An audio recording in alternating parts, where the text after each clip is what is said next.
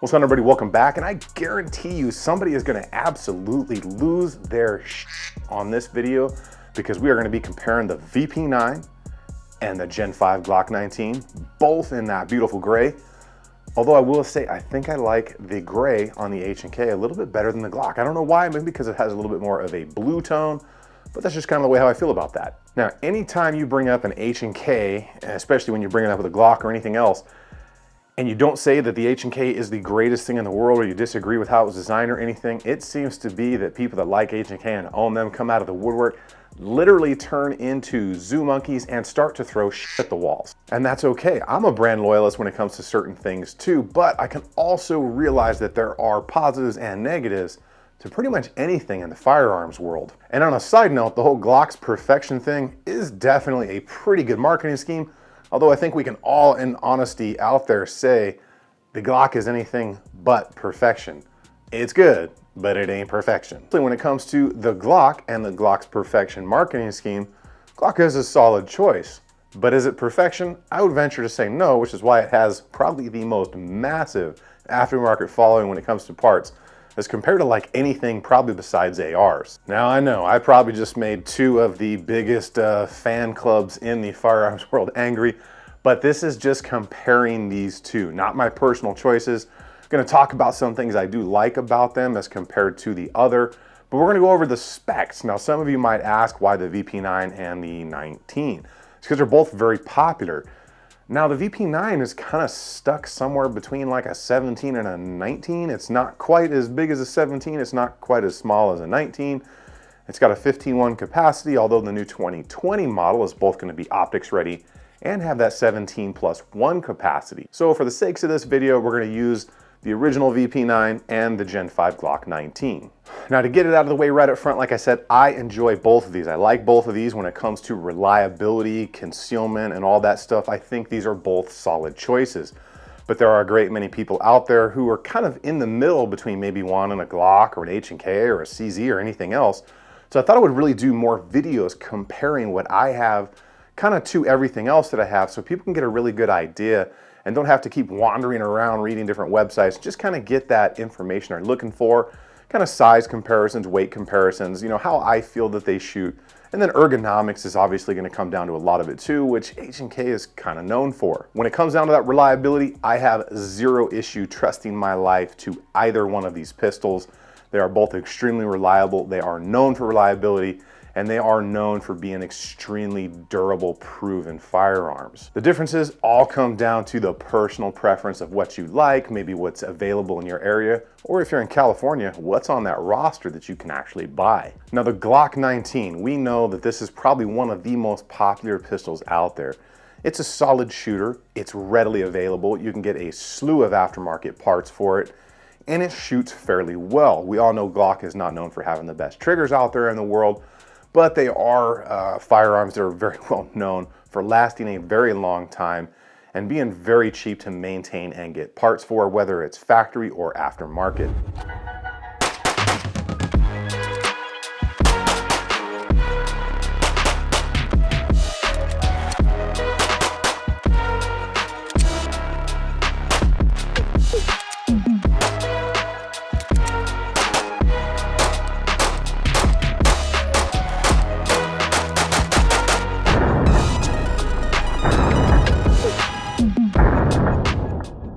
Now the VP9, this thing I have to say feels 100% amazing in the hand when you grab this thing and just press it out, even one-handed, just feels absolutely great.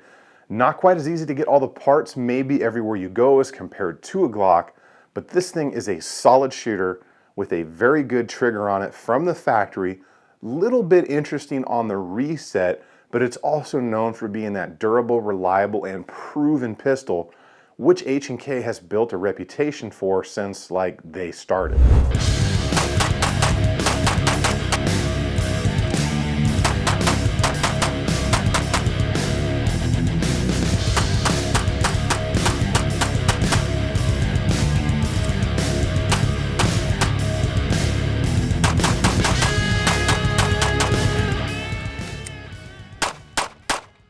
Now the only thing that's left is talking about these things, taking them apart, and trying to help you figure out what you may be interested in.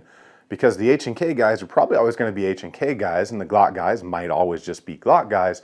But for those of you that are looking for the first time or just interested to see these two go head to head, we are going to get into these things, talk about the specs, the trigger. We're going to see how they come apart on a basic field strip, and then kind of talk about some simplicity, kind of as compared to a little bit of different engineering on that H&K. And of course, a big factor for a lot of people are going to be those ergonomics and how does it actually feel in the hand. And that's kind of a little bit of that X factor, because even though something may have an amazing trigger or shoot really flat, if it just feels like a brick in your hand, it may not be your choice at the end of the day. We're going to get into these things and check them out. And if you like what's going on here, go ahead and hit that subscribe button for me. If you're looking to support the channel in any way, I've got that subscribe star started. You can check that out in the link in the description below, or you can use any of those affiliate links down below. But we're going to get into the Gen 5 19 and that H&K VP9 right now. I know, it's so much gray, but it's my favorite color. The VP9 and the Gen 5 Glock. I think I said we were going to do some pull tests. We're not, because I have an aftermarket trigger kit in here, and I just didn't want to take it out. But very comparable on weight, that much I can tell you. Let's go ahead and just take a quick walk around these here, and we'll start with the Gen 5 19. Being these are both in gray, pretty head-to-head comparison. I do have, obviously, the aftermarket trigger and the magwell on here. Waiting for my magwell for the VP9. Let's go ahead, go from muzzle down to magwell here. Pretty standard stuff here. The Glocks, we do not have front serrations on this one, although there is a front serration model ready. We do have that one slot rail on the front for lights, accessories. It is there. We have a typical barrel, breech open, everything in there, typical extractor. We do have the ambidextrous slide stop slide release, which Gen 5 brought to market, which is absolutely awesome because I'm a fan of being able to run these both ways with ease. This one had the plastic sights, so I put some night vision aftermarkets with that blue front. Night sights, they are pretty cool, but factory to factory, the sights are comparable. The H&K ones are glow in the dark, but the factory Glock ones were plastic. We do have the opportunity to have those back straps on the Gen 5 platforms and Gen 4s as well. Got nice rear cocking serrations right there on the Glock, DLC coating on the slide. That's about it for the upper portion here. Standard Glock looking frame, okay? A little blocky, pretty much the same thing they've been doing for a long time.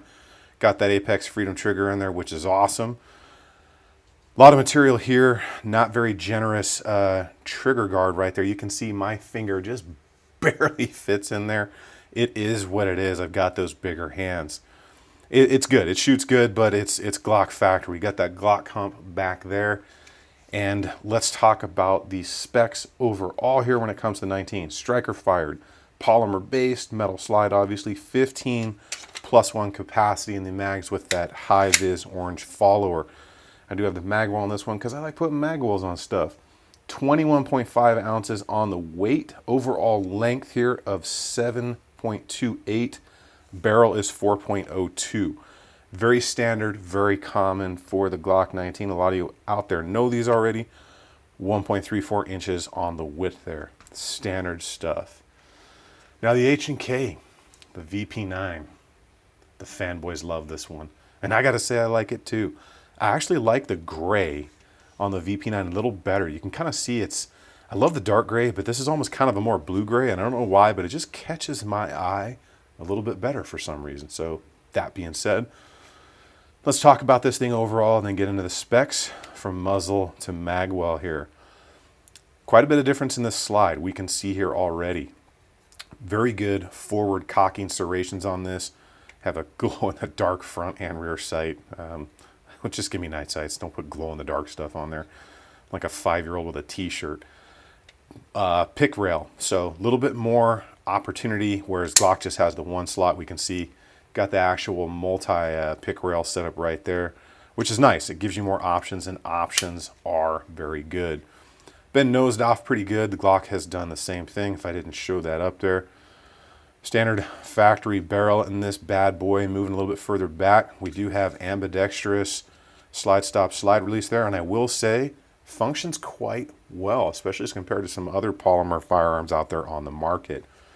A little bit further back, got that extractor in there, pretty common length on a lot of striker fired stuff. M&Ps, H&Ks use a little bit of a longer extractor there. Got those rear serrations. Now those rear serrations are quite deep along with the front one, so you can really get a hold of this no matter how you are gonna run this thing, whether you're gonna press check it or over the top, slingshot, whatever you wanna do. Great cock serrations. Also has these polymer inserts right there that are supposed to aid. I don't like them. I find myself actually slipping off these things more than grabbing. So I'm probably actually going to take those things off. They are removable, just not my thing. Do have a striker indicator here on the rear. As you can see, when it's in battery, it has that little red mark back there for you. Moving a little bit down into the rest of that frame there, you see you got a very deep tang area up in there. I guess I shouldn't say tang, I should say backstrap. Tangs are for knives. You do have changeable backstrap side moldings. There's a ton of different ways to actually kind of make this fit your hand a little bit more ergonomically. And I got to tell you, feels awesome. A little bit more generous of a trigger guard here. You can see I have a lot more finger room in here as compared to the 19. Much wider under portion here on that trigger guard though, because of that paddle mag release being the biggest difference between these two firearms. I'm still getting used to this. I can run it fast, but I so want a a thumb release here on the pistol grip, not the paddle. That's just me because that's what I've shot my entire life. Triggers, they're good. Okay, the H&K, this is the factory one in here, so we'll show it. Got take up just like every other one. It has smoothed out quite a bit. Got your brake right there. Reset brake. Not bad. It is a good factory trigger once you get a couple hundred rounds through it. I think it's a little cleaner now than the factory Glock triggers, but up front it felt about the same. Let's talk about the basic specs here. 15+1 capacity, just like the Gen 5 19, Gen 4 19, and Gen 3 19. So it's a little bit bigger. So we're going to go ahead and I'm going to read these specs off too, but we're going to take a look. A little bit of a difference here. So it's a little bit longer, okay, than the 19, and it is just ever so slightly, get the mags on the ground here, a little bit taller, okay, so it's a little bit bigger than say the 19 standard compact, if that is something you are interested in. 25.56 ounces, which we would expect. It's a little heavier because it's bigger. 7.34 on the length, so you could see that visually when I put them together. That's that overall length. Then we got a 4.9 barrel, which is obviously it's going to have a longer barrel because it's longer overall. And then it's 1.32 on the thickness. So it's actually a little thinner than the Glock is based on that slide right there. But overall, the footprint of the VP9 is a little bit bigger. Let's go ahead and talk about the ergos real quick here. Now, hands down, in my opinion, it's all the way. I'm not normally a fan of finger grooves. It feels like it feels like it was made for my hand. That's all I can say. Glock, on the other hand, it's the brick, but it's the old faithful brick. It's the reliable brick, and it goes bang. You do have those back straps in there, which can make it a little bit better. They did get rid of the finger grooves, which I hated on the Glocks, which I, for some reason, like on the H&K. Ergo, go to the H&K all the way. Do a basic field strip here. Glock 19. We'll take this thing down and we'll kind of compare the two in their major food groups right here. A little bit of a different disassembly on the H&K. Lock it back, throw the lever, release it, and you're going to pull the trigger. Actually, you don't have to pull the trigger. You just pull it off. So we're going to do that again just so you guys can see and understand. So lock it back, throw the lever, slide release, and just pull it off. You don't have to pull the trigger. I just do that by default. So we can see extremely common stuff. We'll go slide to slide right here. You can see that typical plunger safety in the Glock on the left, and then you see what looks like, I kind of compare this, if you look at an old Volkswagen bug motor from the back of it where the exhaust comes out over on the side. That's kind of what that looked like, so I don't know why. Very common striker setups. It's just that instead of being depressed in like the Glock is, this H&K one actually rotates and kicks over to the side right there like that. So a little bit different there. Barrels obviously are going to be very similar. They're going to have the lugs, they're going to have the feed ramps, and kind of the front section over the hood right there that meets the breech and everything. Very similar recoil guide rod spring assembly. Little bit different. You got that dual setup on the Glock, that just Raider kind of looking one there on the H&K. Magazines, H&K does use the metal. They are a bit more expensive, and you only get 2 of them, whereas the Glock, you get 3 mags with it. But they're polymer, and they do expand over time. You will have to replace them. But I think the metal mags fare a little bit longer. Get down into the frame here. H&K's got a lot going on here. Okay, so H&K definitely engineers their things differently than everybody else. But you can kind of see the little wire thing going around in here, and you've got, you know, a defined and different sear and disconnector and all that stuff, whereas Glock is just the cruciform. You do need a little bit of a special tool or some really thin needle nose to get down in here if you break this thing all the way down and get the trigger spring back in there.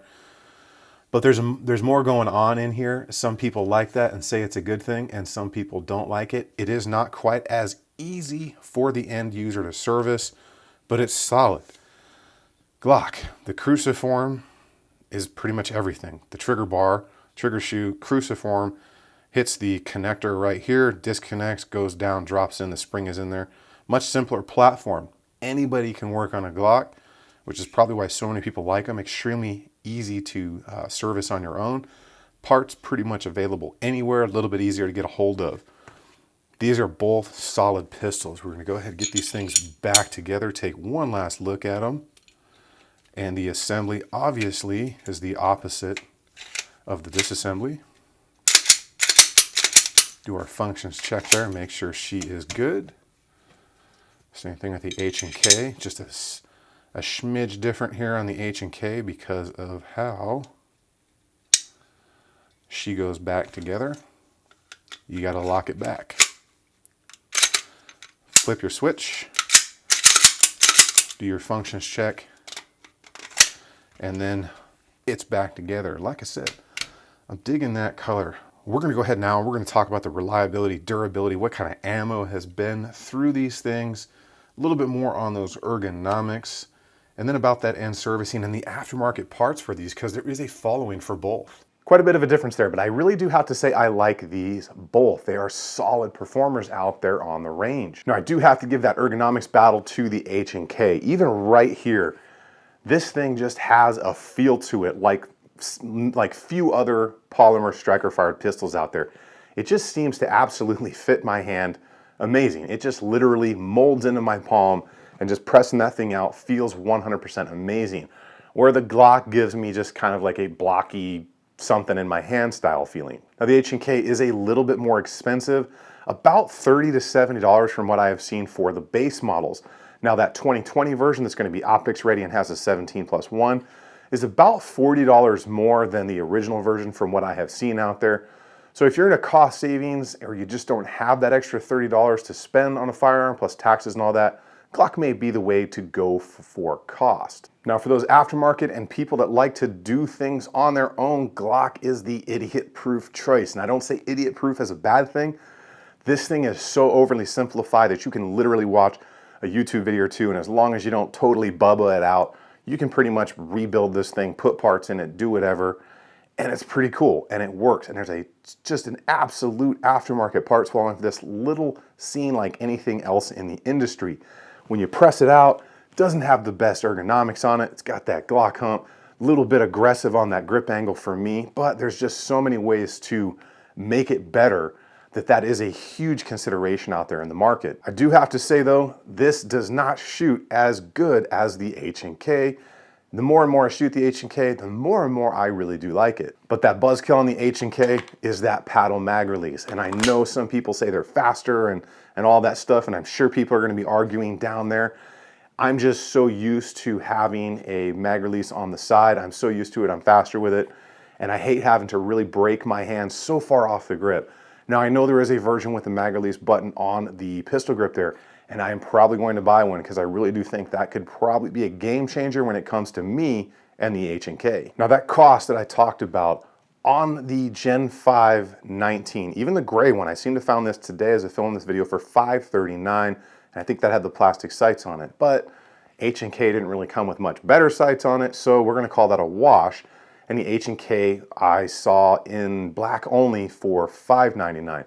Not a huge difference, but you know, it's about 60, 70 bucks, which can be a determining factor, especially when you add in taxes and all that, being that everybody doesn't have the same budget. So that may or may not sway you towards a Glock or towards the H&K, depending on what your budget is. Again, durability, reliability, and trusting my life, I wouldn't have a problem carrying either of these. It really comes down to that matter of personal preference. I do have a little bit more familiarity with the Glocks, obviously, because I've owned a lot more of them a lot longer, but the more I shoot the H&K, the more I do like it. Is it worth that extra 60 bucks? That's really up to you guys to decide.